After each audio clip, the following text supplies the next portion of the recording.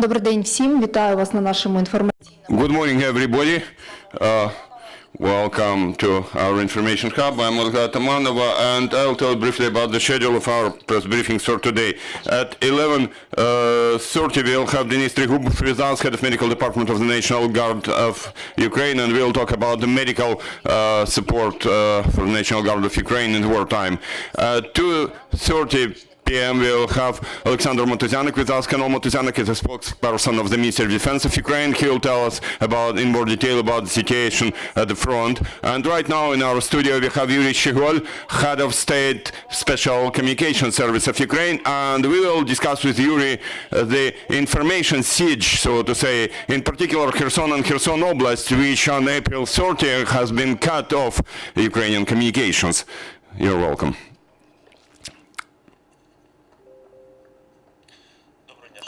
Good morning, dear friends. This is more than 2 months that Russia has been trying to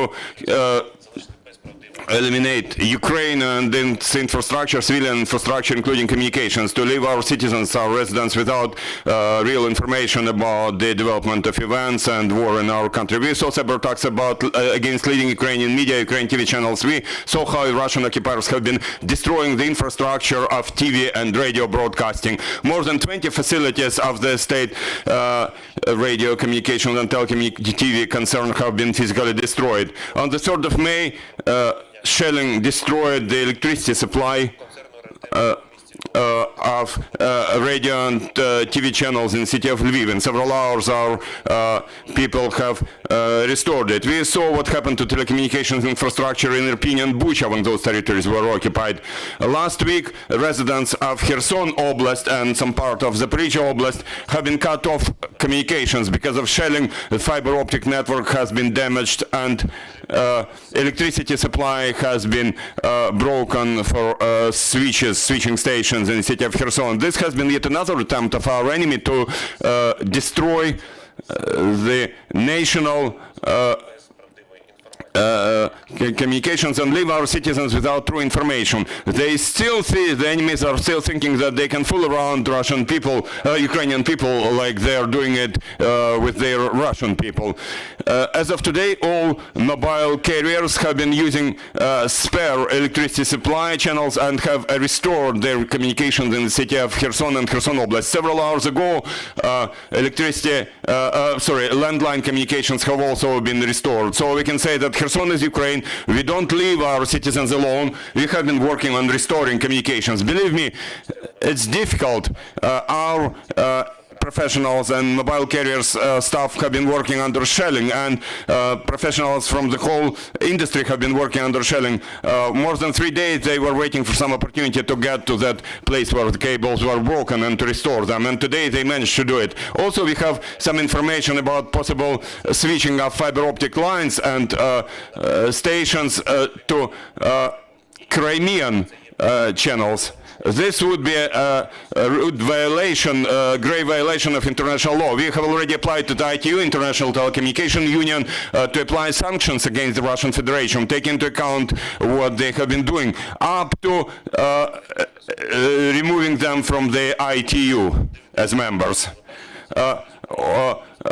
Watch Ukrainian TV, stay with Ukraine, believe in our armed forces. Thank you. Thank you, Mr. Shchyhol. We understand that information siege has been used by the aggressor as one of the components in this war, because, for example, there are people leaving Mariupol, and recently, people who left Mariupol recently tell us that they are told that Kyiv has already been taken by the enemy, that Kharkiv has already been captured by the enemy.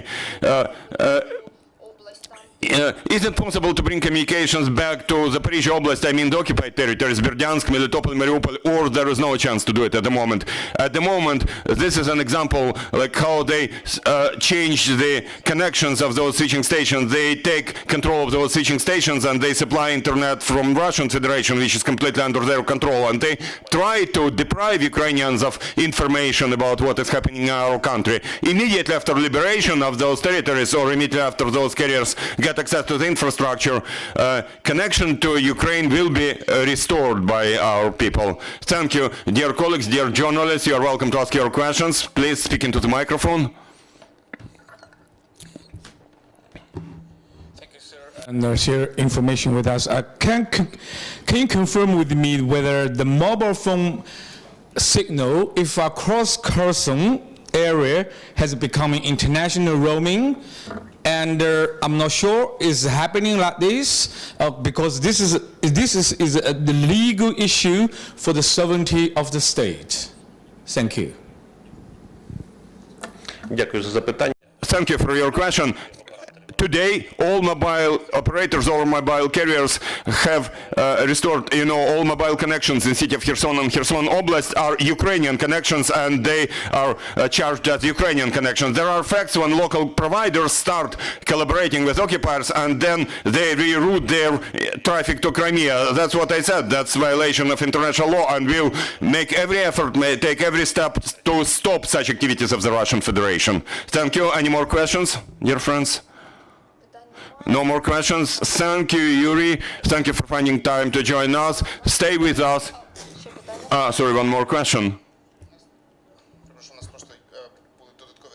We had some additional questions we got before. Can we announce them? Yes. Is there any additional information about which fiber optic trunks in Zaporizhzhia and Kherson Oblast have been broken or damaged, and where in the regions lines have been broken? How much time it would take to restore them?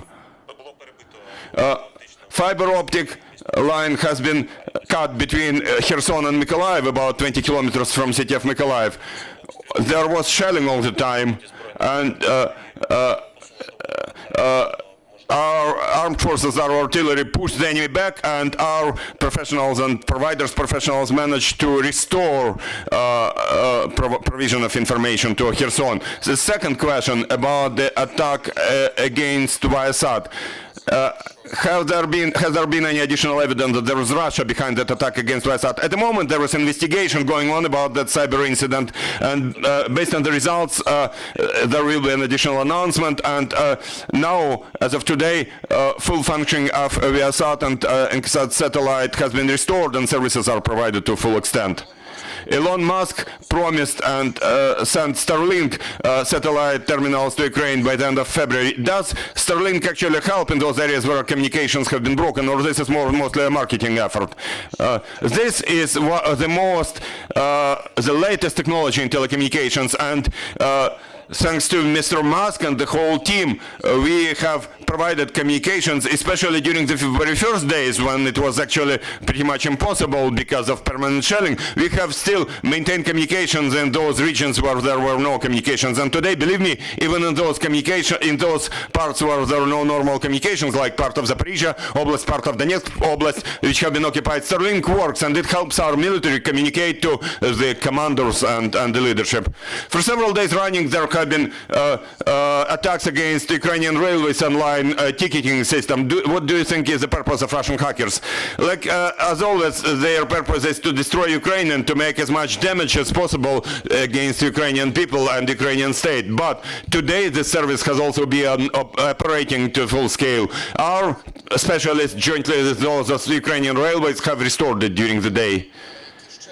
What other governmental authorities are attacked most often, and how successful we are in repelling those?